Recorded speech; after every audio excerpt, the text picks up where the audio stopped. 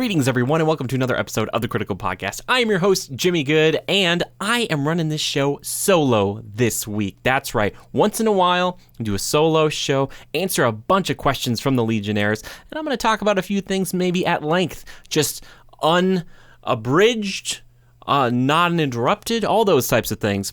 And this week, I will be talking about Jupiter's Legacy. It came out on Netflix just a few days ago as the time of this recording, but by the time you hear it, it's been out for a little bit. So like we do with most everything here, I'm going to talk about it with non-spoilers to start with, and then we'll jump into the spoilers later on down the line. But don't worry, I'll flip the old spoiler switch over here. So what is Jupiter's Legacy? A lot of people, I think, might compare this kind of as a one-to-one to Amazon Prime's The Boys, which, if you're unfamiliar with that, basically both these shows are about superheroes in the modern age, but maybe a little more adult. It's sexier, it's more violent, all that type of things. But I don't want to sit here and just say, like, this is what The Boys did and this is what Jupiter's Legacy did, because they are very different shows.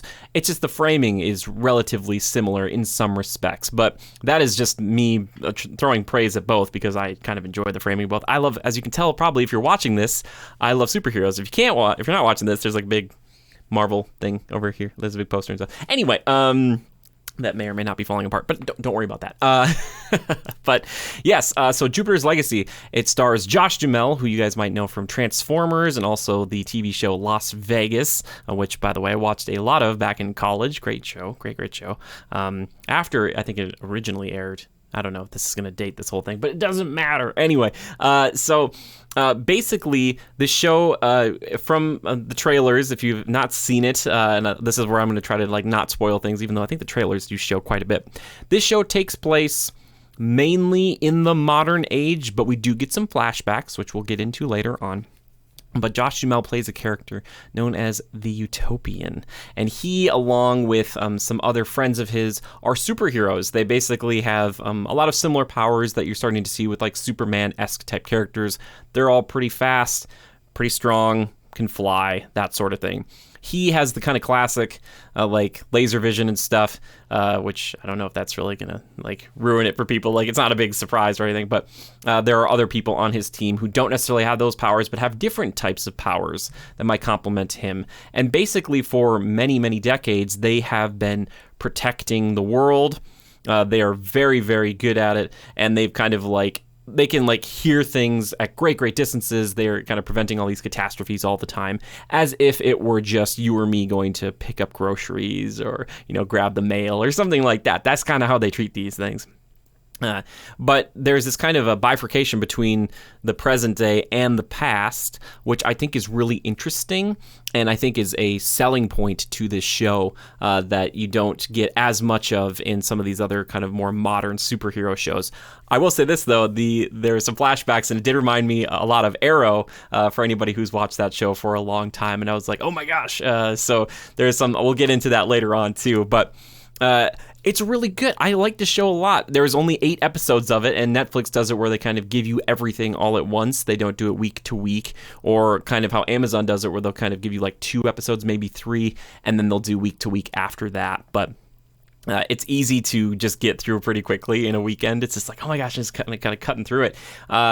And I found it to be really breezy, really light, and it does pose a few interesting questions about superheroes. One in particular that seems to be popping up more and more now, but I love that it got kind of not fully tackled in this show, but something they're getting at.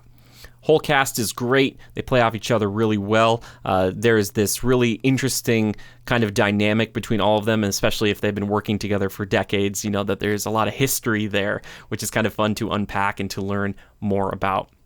It's also shot in a way that feels very superhero-ish. I don't know if these are technically Dutch tilts or angles, but there's a lot of that kind of thing where it almost feels like if you froze a frame of this, it would be from a comic book. They don't do it all the time, but it's something that I really do appreciate a ton.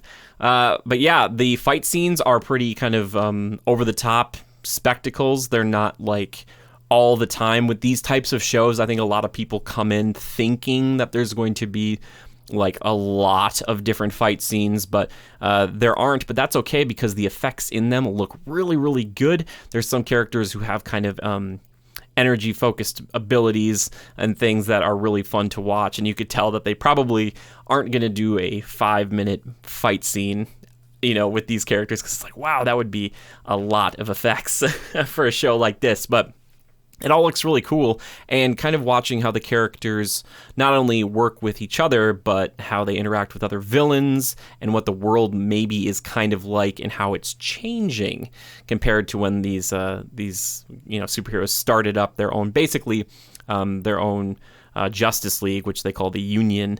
I think it's longer than that, but they just keep calling it the Union. A very, very Justice League, like they have their own hall, you know, of heroes and stuff, and the table and everything. But how that's going to have to change over time, and how their code, which is all about protecting people, not ruling people, and we never kill people. That's kind of the base foundation of that, and how that might need to change over time. I would recommend this show if you have Netflix. If you don't have Netflix, or like if you like superheroes too, right? But it is not as crass, or it doesn't overly indulge in its mature rating like The Boys, a little bit more so. And that's not a knock against The Boys. It's just that they're very different shows, and I thought that they were going to do that more. There is some of that stuff in this for sure, but as far as like the gore is concerned, and kind of the sexy aspects of it all, it's not as turned up as it is in The Boys. Like The Boys is like maybe like they broke the knob off sometimes. This show is more of like, it's probably like an 8 or so, 7 out of 10 as far as like that kind of stuff is concerned. So if you're one of those people that you're like kind of on the fence about this and you really liked The Boys, then this would be something that you could get into pretty easily. If you were turned off to some of that stuff, then this might be a little more digestible, as it were. So just keep that in mind too. But this is not a show for kids. It's not like they're swearing all the time or killing everybody and everything. But it's definitely not that type of show. So just keep that in mind. I think people are starting to catch on to this, that not everything with a superhero in it is for like a full audience. Even though there have been times when I've been at certain like superhero movies, and I'm like, oh, you brought your kid to Venom, like. Okay, like sure, that's fine. Anyway, you're the parent, I'm not. Anyway, so yeah, that's kind of my thoughts on it. And like I said, I do recommend it if you have Netflix and you like superhero stuff. There's a lot of quality, great cast, and an interesting story that is unfolding. And while it does do a pretty good job of giving you a nice serving here in season 1, it just makes you hungry for season 2. And I do respect the fact that it was only 8 episodes. In the past, with a lot of those Marvel shows, they had them as 13, and that's kind of a lot. And that can be kind of hard to take up in a whole in a whole weekend. And not that you need to take it all up in like a weekend or a couple of days, but yeah, parse it out. Just try to show restraint. It's really hard because the next episode just starts going along, and you're like, okay, I'll just watch. Anyway, but I'm gonna flip the old spoiler switch here. So if you're not ready for it, I mean, you better turn away quick. We also have timestamps down below, so if you want to jump to the questions section, you can do that right now. All right, here we go. Stop! Okay. Spoilers. Whew. Spoilers. I don't know if this is considered a spoiler, but I want to talk about it. I want to talk about aspect ratios. What are you talking about? Okay, so one thing I loved about this show is that the aspect ratio would shift from time to time. If it was in the modern day, it was presented as a widescreen format. That means the black bars would come down and come up, and they would kind of zoom into place. But when it went back to the past to talk about the story of the origin of these heroes, it would go to full screen. And sometimes these would be subtle changes where it would like be in the back in the day in like the 1920s, 30s, and you'd see the black line start to creep in, and then boom, we were back in the modern day. And then other times it would be pretty quick where it'd be the modern day and there'd be like a flash of lightning or something, and then it would just switch into the old timey and it would be full screen again. That kind of stuff is really cool because it's a fun way of another additional layer of showing that we have shifted from one time period to the next. It didn't have to say we're back in 1920s, 30s Chicago. You know, it didn't have to do that and then be like, we're back in the modern day. It didn't have to do any of that, which I really respected. And obviously you can tell, you know, even from just how they like how they shot it and how the characters look, how they're younger or older depending, and kind of like the almost like sepia filter, kind of like the old-timey filter a little bit they would have on the past stuff, which is really cool. And what I was kind of joking at before, when they kind of are working their way to get to this place, this island, all I was thinking was Lian Yu from Arrow, and I was like, oh my gosh, it's going to be Arrow all over again. But no, it's not going to be like them chilling out on an island for years, and then also modern day stuff, you know, for years, and that all catching up. But the story of Josh Duhamel's character, the Utopian, or Sheldon, learning about all this stuff that his dad had done, because he and his brother Walt, I believe, they work for their dad, and they work in like this kind of steel industry and this kind of big steel conglomerate, and their dad commits suicide because the stock market goes down in like the early 1930s. And it's like, oh my gosh, like I was like, this is such a weird, like it's, oh man, it's kind of unfortunate, because Josh Duhamel's character, Sheldon's like watching it happen.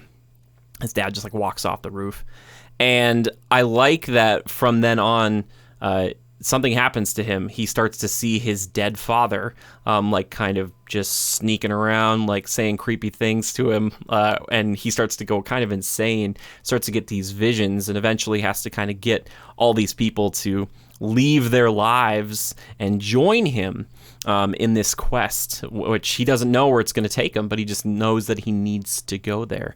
And watching that quest play out was really interesting, because you know that they're successful, but not all the members are in the present day, and there's stuff that you're like, oh, I want to know more about this, or like, I want to know what's happening. Why does this person have a scar? Why does this person look the way they do? Where is this person? That kind of stuff I really enjoyed. And I do have to say a shout out to Matt Lanter, who ends up playing Skyfox, or George in the past. He's not in a lot of the present day stuff. Really cool to see him. He was great. I really liked his character. I want to know more about this guy, because he was interesting in the past, but I'm like, okay, I want to know in the future, like, what happened, because there is a bit of a split with these characters, and I'm really curious to see why Skyfox isn't part of the Union anymore, and he's become like their greatest adversary, which I think is really interesting too. Another aspect that I thought was kind of fascinating is that the Union, has these members, but we have the Utopian and Lady Liberty, who are kind of the two, there's some of the main founding members, but they have some children, and kind of telling their kids, like, yeah, like, whatever you do, it's going to affect this family. Like, you got to know that we are all like superheroes, but we're celebrities, and, we got to keep that in mind. And while his son, or their son, kind of is like trying to eventually get to that point, the daughter, she's just kind of like, nope, I'm just going to be like on the front of fashion magazines, and I'm going to do whatever I want. And you can kind of see how the pressure has changed both of them, which I think is kind of an interesting allegory for kind of like child rearing, and like, how we affect those, like the children, like if you have children, like how you're kind of, if you really pressure them, what that can do to them, what that can change them into. I was like, okay, that's an interesting concept to kind of keep it in the family, kind of not Fantastic Four exactly, but still a family drama within superheroes, which is interesting to kind of see play out a little bit. Maybe a little more Incredibles if in the future it got really sad for Dash or something, or Violet, I don't know. But yeah, I thought that was really fascinating. But the one thing that we get with Paragon, the Utopian son, is that at one segment early on in the show, there's this guy named Blackstar, I believe, who is going to basically kill his parents. There's this huge fight, bunch of superheroes trying to take him down, and he has to make a choice. And there was a bunch of other things he probably could have done, but he just jumps up and he just punches him so hard in the face, it just crashes his skull in and kills him. It's like, oh, okay. And his parents are like, oh my gosh, you broke the code. This is, we're supposed to be together. Like, we don't kill people. And kind of him railing against it, saying like, well, times are kind of changing, even though I think throughout the show he starts to kind of, step back on that. But he was like, I had to make a choice. It was either him or you guys. And I was like, oh, that's such a great thing. Because that's the one of the biggest questions of the show is, should superheroes just continuously follow these old ideals, right? You know, moving forward in this world where the villains, they're basically saying like, well, you might beat the heck out of me time and time again, but I don't have to play by your rules. I'm going to do whatever I want. I'm just going to keep killing people and killing other superheroes and stuff. And I was like, oh man, that's an interesting conversation that superhero films, I think, are starting to broach a little bit more and more now. But with the ones who are definitely like, I never kill under any circumstances, it kind of makes me think of Batman a little bit. Just kind of being like, I never kill. But in the past, he did like a lot. So I don't know, that's just kind of a fun thing that kind of permeates throughout the show, and trying to, like, you know, the son trying to see where the dad's coming from, and then, you know, the dad and then the mom kind of fighting about that, and the dad's kind of like, I don't, like, maybe you're right, maybe things do need to change, I need to listen, I need to stop being so stringent on what is good, you know, what is something I need to focus on. And there's one moment that I really liked where we get the Utopian, Sheldon's kind of sitting and talking with a therapist for an entire episode. And then you kind of get like some feeling throughout that there's something wrong, but at the very end, you find out that the person that he's talking to is actually like one of his arch villains. This guy spent 20 years trying to kill him. And he's like, they're just talking kind of like almost old friends a little bit. It's almost like now that I think about it, a little bit Ian McKellen, you know, Patrick Stewart, Magneto, Charles Xavier thing. And Utopian's kind of like, yep, well, you're one of the only people who seems to understand me. And he kind of leaves, and you find out that he's like in a supermax prison, and that person's cell is just kind of set up to look like a doctor's office. So really kind of cool idea of like, if I zoomed really close in on this setting, you would think one thing, you know, because I'm not going to tell you otherwise until the very end. And I was like, I freaking love that kind of stuff. I'm like, there we go. That's something that is a subversion of expectation for me that I didn't think about, and was just kind of like interesting and fun, because you're like, for a while you're like, this therapist is talking to him in such a weird way sometimes that you're like, I don't know, this seems really weird, you know. And then after a while you're like, oh okay. Which I love that kind of stuff that doesn't need to happen, but that does, like that. I think it just adds so much more to the world. And that's just so interesting to me. And the Supermax facility, which you do go to a few different times, it looks really cool. A few interesting sets here in this one, especially jumping back and forth between the past and the present. Really good job on that stuff. You can tell there's budget here. There's a lot of budget in this show. You're like, okay, like I'm watching something, you know, that's really had some time and money put into it. And from what I've seen here, it's the Mark Miller from like Kick-Ass and Kingsman and stuff. So keep that in mind, kind of from that mind there. And I was like, okay, I can definitely see a little bit of that permeating here for sure, which I do appreciate. Like I said before, the cast is great. I really actually started to like Walt the most. He's like Superman, not as strong like as the Utopian, but has like kind of Charles Xavier telepathy in there as well. And you do kind of find out, again, now that we're in spoiler territory, that he is the one who orchestrated the whole Black Star breakout in the first place, because he actually made a clone of this guy, because you find out later on Black Star is still in Supermax prison, but he made a clone of this guy and is framing George, or Skyfox, for it. And you start to realize, you're like, oh, he is like this kind of super villain. And it was like at the end of the show, I'm like, of course, the guy I like the most ends up being the villain. But this interesting character who has a daughter, not anymore. She kind of got in his way. And I'm just like, oh, he was an interesting character in the past, back in the 20s and 30s. But then now I'm just like, oh, he's kind of, I think he's got this idea of like the past needs to kind of fall away. We need to change things up. And I think that we need to lead people, not just be the ones who are just still protecting them. I could be reading that wrong. I'm not sure exactly which way he's planning on going with it, because it's revealed very late in the game that he is the villain. So I'm not sure what his motivations specifically are. But I think obviously one of them is to frame George, because he and George have kind of like a weird rivalry in the past. They kind of both, like, Walt is actually Sheldon's brother, but George and Sheldon got along really well. So there's this kind of friction there, and I'm wondering if that's just, like, kind of what has permeated and has been persisting throughout all these decades. It's like, okay, yeah, but yeah, I'm really curious to see what he's gonna do, because it's like he almost killed his brother and his, you know, sister-in-law basically with this kind of clone situation and framing George for it, who Skyfox is this kind of like, again, they're all kind of super people, but he also is like really good at making technology and stuff. So I'm not exactly sure, he's kind of like puts like a piece of tech in in this Black Star, so they pull it out and they're like, oh, this must be Skyfox must have done this, and it's like, of course he did. But yeah, maybe obviously just to frame him, I think. But yeah, I like that there's this kind of like, all right, everybody is Superman, but some of them are good with technology. One of them got telepathy, stuff like that. I think is really interesting. One of the other guys on the team is like, he's wheelchair bound now, but he's got like electricity or kind of light energy as his power. And like I don't know if they showed how he lost his ability to walk, but like that's a thing I want answered in the second season, like stuff like that. It's like, okay, they've known each other for such a long time, and he actually used to work for Sheldon and Walt's family back in the day. So it's like these guys have known each other for almost 100 years. Like that is like, there's so much you can build with.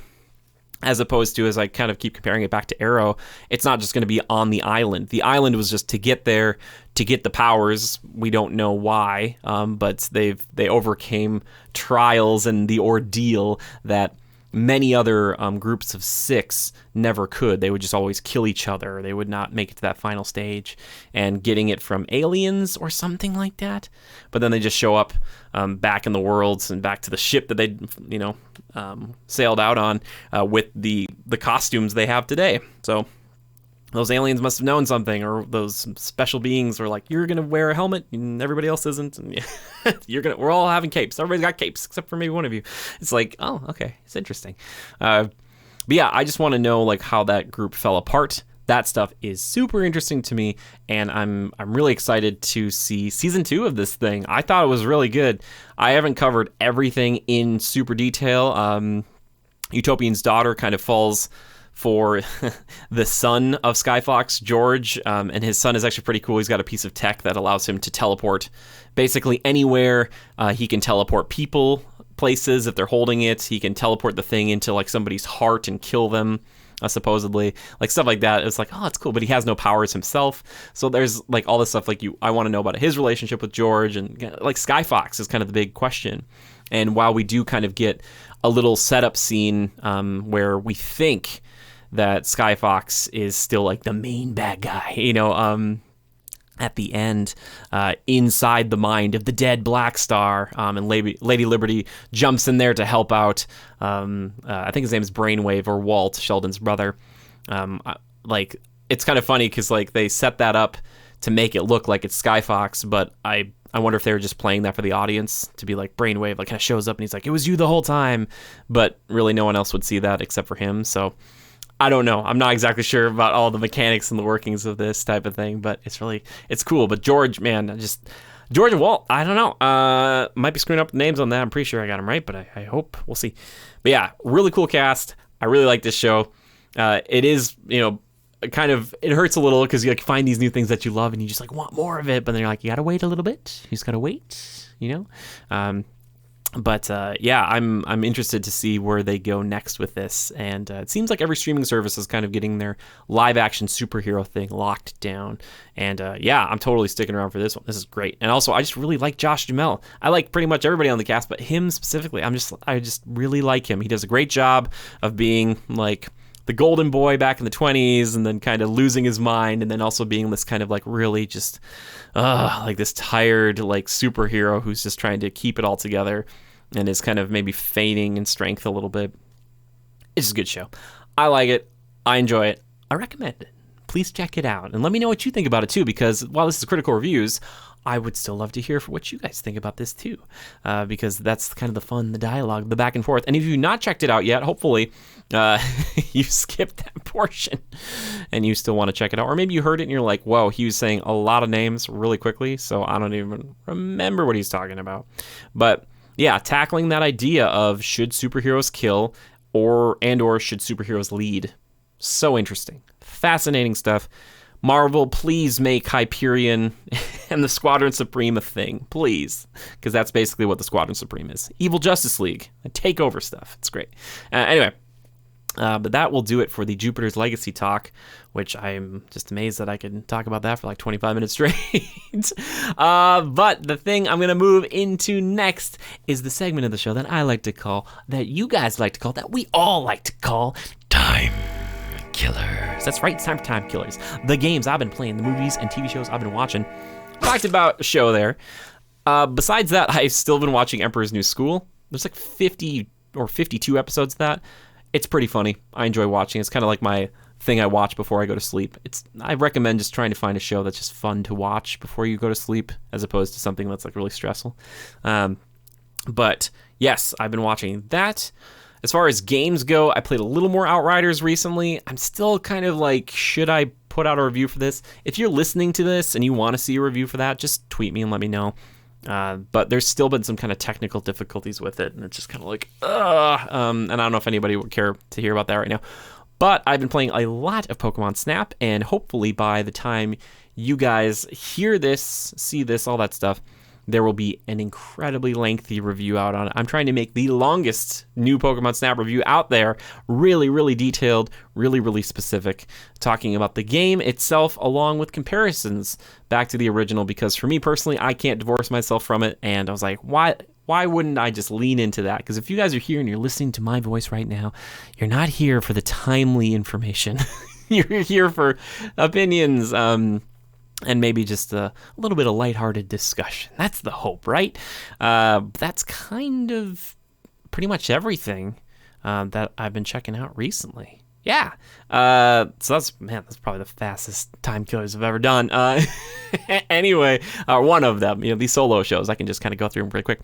Anyway, now it's time to move into my personal favorite segment of the show, which is community feedback and questions. Yes, and this week I wanted a bunch from you guys because I was like, I'm going to be alone, and if these types of shows crop up, I'd love to do just questions like episode. I don't know if people would just be like not interested in that, but I always love having my questions answered by somebody like this, so hopefully you guys do too. Anyway, this one comes in on the Discord. This one comes in from Zora Caviar. Zora, my friend, thank you. He says, I'd be curious to hear your thoughts on the Mass Effect Legendary Edition if you played the games before, any interest in the remasters, etc., since they're coming out soon. I actually looked into this as per your question. Thank you so much for that. I appreciate that question. I looked at, there's like the 11-minute IGN kind of comparison video between 1, 2, and 3 with the footage they got. And by the time this is out, those games will be out too. I got to be honest with you. I got through Mass Effect 1. I got through Mass Effect 2. And I started 3. So, like, I never finished it, and I heard about the ending and the color and all that, like, the different colors, whatever. Anyway, those games are great. I really, really enjoy them. I don't know if I'd go back. I think if you've never played any of those games before, this is a really great time to get into it. The developers, it sounded like we're talking about that, like, with Mass Effect 1, that's the one that needed the most work, because a lot of this was a graphical kind of graphical update along with some bug fixes, but they couldn't fix all the bugs, and they were worried, especially with 2 and 3, that the game was so good the way it was that they didn't want to like take things out or change things to kind of ruin the experience that people want to go back and experience, or people for the first time. If you have played through these games, it's probably been a while, unless you were like really playing a lot of Andromeda. Not that that's included with this, but if you're like, you're kind of craving some more Mass Effect. I think out of all BioWare stuff, for me, this is probably my favorite. But again, I'm not sure if I would go back to do 1, 2, and 3. It is cool that they're all together because for people who don't know, back in the day, one of the big kind of hooks for it was that not only was it a big science fiction RPG, but your save and information would carry over to the next game. Kind of like Witcher 3, like you could kind of tell the game, like, oh, I did this and this and this, and that would change the game going forward, which I thought was so cool. But I think I had 1 and 2 that way, and then 2, I couldn't get the information over for 3, and then I was like, oh, I don't really want to play 3 if it's not with my save stuff, so I had to kind of guess at answers and things. But interested? Sure. I don't know if I'd pick it up just because it's a lot. There's a lot you can do in those games. But if you were on the fence, or if you're looking for some classic, really strong BioWare stuff, some really fun interesting stories and characters. This, for me, was some of the best stuff. And I haven't played all of the BioWare stuff, but I really enjoyed it. So check out Mass Effect Legendary Edition. I'm hoping, well, I shouldn't say check it out. Hopefully there are reviews out there now, and people have said like if it is worth the price, if it is actually really nice as a package deal. So just keep looking around, just make sure, because it's hard for me to recommend anything at day one anymore because it all seems to be problematic, especially the big AAA things. I'm just like, no, like, so yes, that, I hope that answers your question. But yeah, I don't know if anybody else out there is a big Mass Effect fan, but Mass Effect is a pretty cool franchise. I never played Andromeda though, so keep that in mind. Oh my gosh, Andromeda. Oh my goodness. I don't know if that game is still having issues or not, but yeah. All right, next question comes in from, if I can actually get the thing I need here. Oh yeah, here we go. This is such a good one. This also comes in from Zora Caviar. Curious what your thoughts are on the fact that E3 and Summer Games Fest are both a thing this year. It seems like one is doomed to be lackluster if all the big announcements are going to be at the other, right? And I imagine all the big announcements will be at the same show because none of the big publishers will want to be upstaged. I looked into this a little bit. I'll be honest with you. They're like E3 is kind of saying like, Xbox is going to be there and all these other things. And Summer Games Fest, I'm not exactly sure if we're going to have something like a little bit of a civil war where it's a lot of Xboxes at E3 and then like a lot of Sony is at Summer Games Fest. I don't know. I am a big proponent and a longtime lover from a distance of E3. I have never gone to the show. I've heard that in more recent years it was better if you stayed home. It didn't cost as much. You learned more. But if PAX West was any indication of what a gaming convention can be like when I went back in 2017, I think I'd really enjoy E3. I've heard E3 is a little bit more business-like, and PAX is a little more relaxed, which I love that kind of relaxed feel. It was nice to actually talk, with the developers of things. I'm like, you made this game? That's so cool. But I've always wanted to go to E3, and ever since high school for me, it's been one of those things that I loved it. It really did feel like Christmas time if you loved video games, if you're a video game enthusiast. But I don't know this year. That's a great question. And Jeff knows a lot of people. And for people who don't know, Summer Games Fest is curated by Jeff Keighley, as they say. Or that's what the website says. Jeff does know a lot of people. I don't know. I could see Microsoft being the type to do both, just to kind of be like, Microsoft is really trying to be everybody's buddy right now, which would be great. But yeah, I know what you mean though, Zora, about like kind of saying like, well, if one's going to be like, I'm going to go to the one show that's worth it for me. I don't know exactly how E3 is structured this year with the online capability and stuff. Summer Games Fest, this is its second year in a row and it's always been digital, right? So maybe that's kind of the tilt you can go with if you're Jeff and you're like, hey man, we're doing this. Here are the numbers from last year and here's what we're doing this year. Yeah, I don't know, man. That's so hard. Gosh, I don't know. I want E3 to be good and big. That's what I want. I want it to be a juicy couple of days where it's just like, oh my gosh, and a big deal. And I get that this year, specifically because of the pandemic, would limit that, the size and scope, right? It's not going to be, hundreds of thousands of people, or I should say thousands of people, hundreds of people, who are hanging out in these halls just screaming and going, woo, all the time. But yeah, Summer Games Fest, I remember last year kind of having like some interesting things here and there, but it was so long, and I don't know if that's shifting this year too, but it was like 90 days, and there was like all these kind of little announcements here and there. But I think personally for me, what I enjoy most is to have all those big announcements in a couple of days, and then you can kind of parse through them versus being like little drip-fed announcements every day. That's just for me, because I'm not the type of guy who's kind of refreshing these websites and things. Like I said, we're not timely reviews. But yes, I would like E3 to be big. I hope I answered your question here. I think so. Yeah, because I know what you mean. One could be doomed to be lackluster. Maybe they'll both be great, or maybe we'll do a thing where it's kind of like where we've seen press conferences in the past where they're like, if you want to know more about this game from EA, you're going to have to check out the Microsoft press conference, or vice versa. And they'll be like, if you want to see more, then check out Summer Games Fest. I don't know if they would allow that if I'm E3 or vice versa, but that would be pretty dang funny. So yeah, here's hoping for some cool announcements, because I don't know about you guys, but like a lot of the big things for me kind of already came out this year. So it was mostly new Pokemon Snap. I'm a strange guy. Anyway, next question comes in from Mecha Rekka, thank you so much. He says, acquisitions seem to be a pretty big deal this year, what with Microsoft purchasing Bethesda and making big news. So if you had the power to decide which studio or developer was acquired next by each of the big three, which would you choose for each? All right, so this is a question that demands thought. And I'll probably say one that has already been bought up by another. That kind of thing. Yeah. Oh my gosh. There has been the rumor, and I think it would just be like, I shouldn't smile about it, because like I want everybody to be able to play every game, but exclusivity helps drive competition between the consoles, and that's good for us as the consumers, right? I think it would be bonkers if Microsoft did purchase Square Enix, whatever you want to call it. That would be insanity.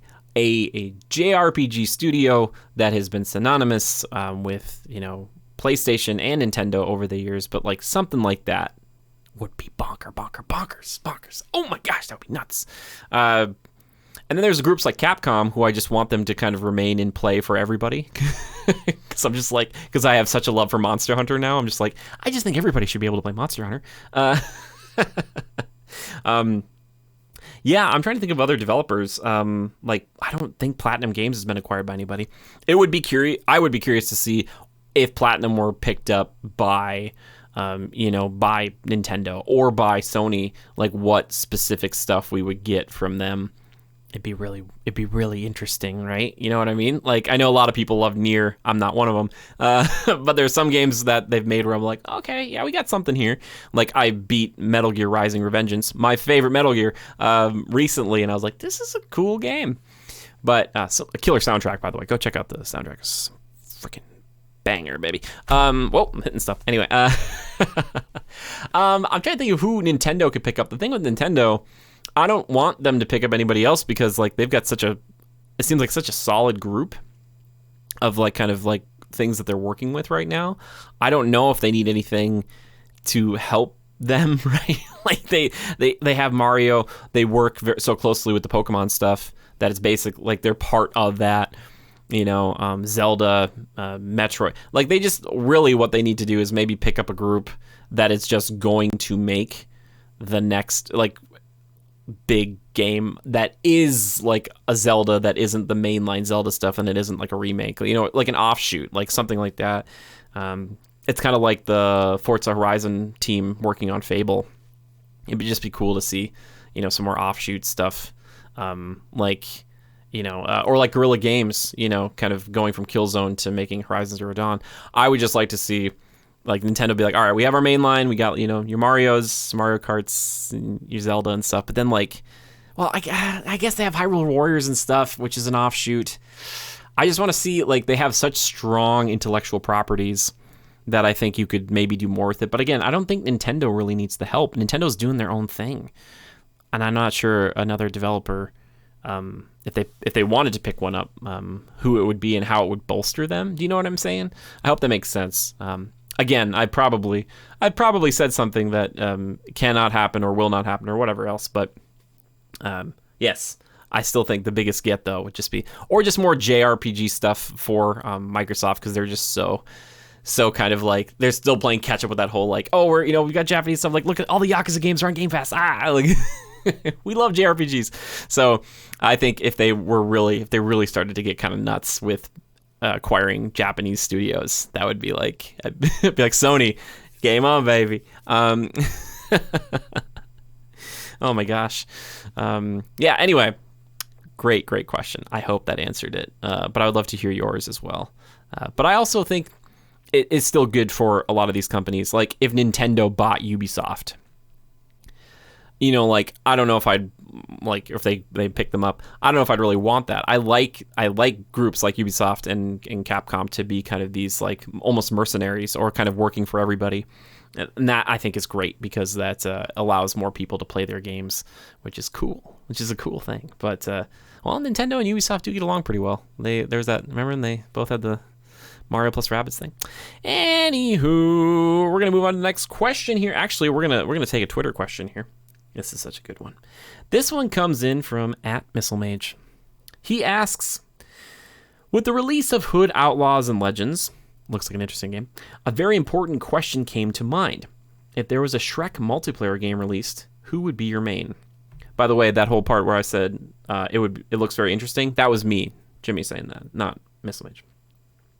If Shrek multiplayer game was released, you know what's funny, Missile, that you bring that up, because I used to play, I don't know if it was Shrek the Third or Shrek the Second, there's a video game back on GameCube I played with my sister, and I am not a cat person, not at all, but I really like playing as Puss in Boots. I think Puss in Boots would be super fun to play as in a game like Hood, Outlaws, and Legends, because you'd be like this cute little cat, and the guards would come up to you, and then you just like pull out your rapier and just cut them up, you know, just rip them apart. Gingy could be fun. Pinocchio, I mean, there's lots of shenanigans you could get into, but I'm still thinking Puss in Boots.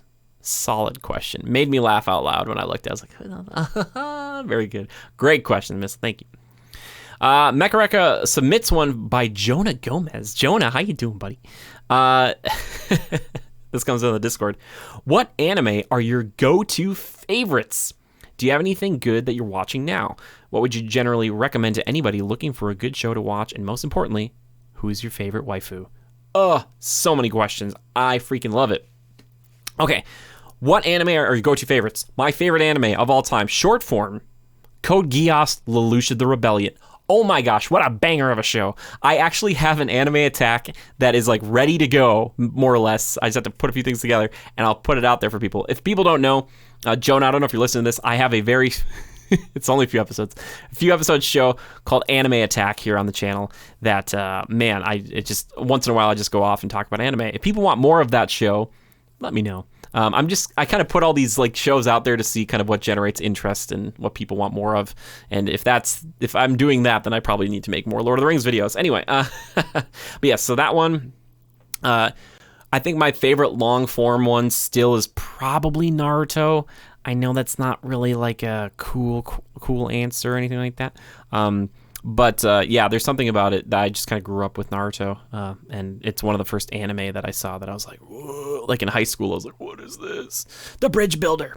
Anyway, also Full Metal Alchemist Brotherhood, killer show. I've been thinking about going back to watch the original kind of anime that isn't Brotherhood, but I haven't gone back yet. But yeah, but Code Geass, tippity top. Do you have anything good that you're watching now, or what would you generally recommend to anybody looking for a good show to watch? I would say this one is, I think this one could overtake Naruto in my heart, because this show has made me weep with like kind of like sorrow, but also mostly inspiration. But that's My Hero Academia. And I know I'm talking about kind of these big ones right now, but My Hero is just so gosh darn good. It is so good. And it's so crazy that like we have that and One Punch Man now, which the first season One Punch Man really enjoyed. The second season not so much, but like finally superheroes are really taking off more so in the anime world. I never kind of put those two together. I'm like, oh, what a cool mixture. But man, it's so good, and I would highly recommend checking out the English dub for My Hero Academia if you haven't already. Some really fantastic performances. Like I could watch these sub episodes, but these performances are so good that I wait for the English ones, quite frankly, and it's hard because I just want to watch more of it. But I love that show. I love it so much. But I would say that's a pretty easy one to get into if you're just like, if someone is trying to get into anime, that might not be too bad. If you're looking for more of a jokey one, Ouran High School Host Club, I'm probably mispronouncing that. Very funny one, not super long, not about fighting. Pretty good show. Looking for a good show to watch. Oh, also Demon Slayer. Man, the first like episode of Demon Slayer, I was like, eh. And then I like came back to it, and Demon Slayer, so good. I kind of want to do an anime attack on it. If you guys are listening to this, like I said before, if you want that or an Outriders review, please let me know. But yeah, Demon Slayer on Netflix, super good. And it's also on a bunch of different things, actually. I don't think it's Netflix exclusive or original, but really dang good. Oh, and last but not least, and I think Studio Bones is the people who did My Hero, but please check out Soul Eater. Soul Eater's so good. Yeah, it's like a Halloween anime almost, but it is freaking... If you can watch Soul Eater on a spooky night, you're like, oh, Soul Eater's so good. It's so freaking good. Oh my gosh, I love it. I want my soul to be...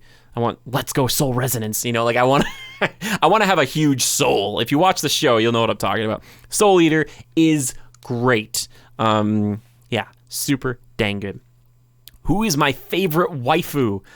Okay, so for a while, I know that, Valkyria Chronicles isn't an anime, but I would say Kai, she's a sniper in Valkyria Chronicles 4, Kaifu, if you will. But if we're sticking to anime, ooh, that's a good question. Waifu, oh my goodness. Who am I putty in the hands of? Man,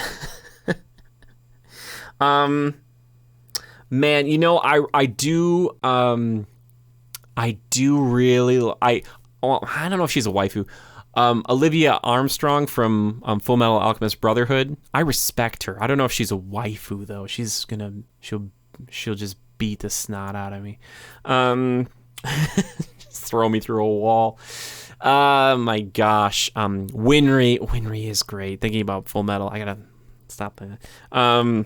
Man, that's a good question. I'm trying to think of like in anime who's gonna jump to that top spot. Oh, Erza Scarlet from Fairy Tail. Yeah, she's pretty good. There's Mikasa from Attack on Titan.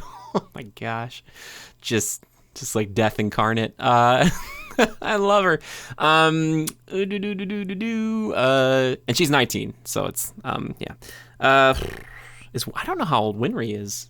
That's a good question. I don't know. Yeah, I think those are the ones for now. Yeah, for now. Watch, it'll come to me later on, and I'll be like, I should have said that one. I'll feel like I'm kicking myself for it. Like, come on, man. Yeah, Naruto is not replete with a bunch of like waifus that I'm personally interested in, so that's all that really matters. Bleach has got some crazy ones. Yeah.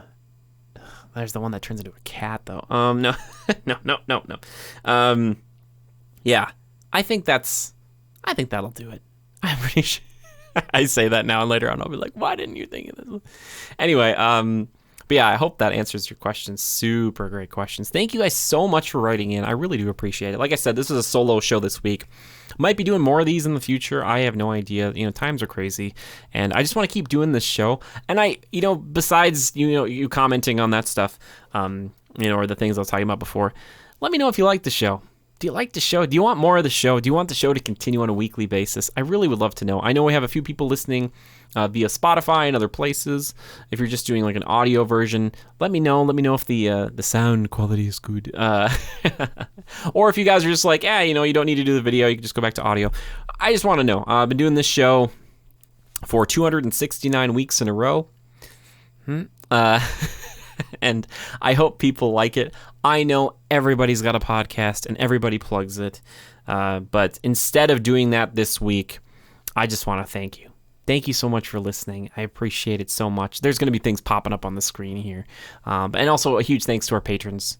You guys don't have to do that, but I appreciate that anybody donates any dollar amount. Any amount of money helps. Even if it's just $1 coming in a month, that's $1 we didn't have. So yeah, thank you guys so much. And I hope you like the show. And please, please, please, I always ask for feedback and stuff. But yeah, just tell me what you like about the show, what you don't like all that stuff. That helps so much. Just tell me what you want to see. If there are certain guests, if there are certain topics, or just whatever else, if you're like, you only need to do this show once a month, buddy. I don't know why you talk like that, but it's fine. It's fine. You talk however you want. But I just appreciate you guys listening to me. I know the audience is small, but I just appreciate it. Thank you so much. And like I said, if there's ways you want me to improve the show, please let me know what they are. Next week, I'm going to be kind of doing a show. I'm going to shoot it before I leave, but I will be leaving. I'll be out of town. I have some business to take care of. And I will be kind of flying all over the United States, which is kind of nuts. But I will be doing a pre-Walt Disney World trip report. That's not the business, but that's at the end of the trip, which I'm looking forward to. So if you like Walt Disney World stuff, send me your questions, thoughts, and feelings. I'll kind of go through the itinerary that I have on the list. Maybe even get Katie on the show. Who knows? It might just be me again, which is totally fine. And then I'll do an after-trip report when I return. So thank you guys so dang much for listening. I appreciate it. Somehow still filled almost an hour of just me going on and on and on. But I appreciate you guys so much. Thank you. Oh, by the way, if you're watching, I've got this warning Darth Vader shirt that says warning choking hazard. You get it? Because he likes to choke people. Just so if you're not like, you're like, what is that warning shirt about? That's what the shirt is. Anyway, I appreciate you guys. Thank you so much for listening. You guys mean a lot to me. And shout outs. We're doing some shout outs here at the end of the show. Ryan, I know you're listening, buddy. Thank you so much. Jalen might be too. If any of the people who wrote in, Missile Mage, Jonah, Mecha Zora Caviar, if any of you are listening this late, or anybody who is, let me know. Say it down in the comments. I'll give you a shout out next time, all right? And seriously, I will do an entire show dedicated to a topic of your choice as long as it fits within the confines of the media we're covering. Oh my gosh, I just made all that up in one go, one breath. Okay, anyway, I digress. Thank you guys so much for listening in for the 300th time. And until next time, just remember to adapt and overcome. Bye-bye.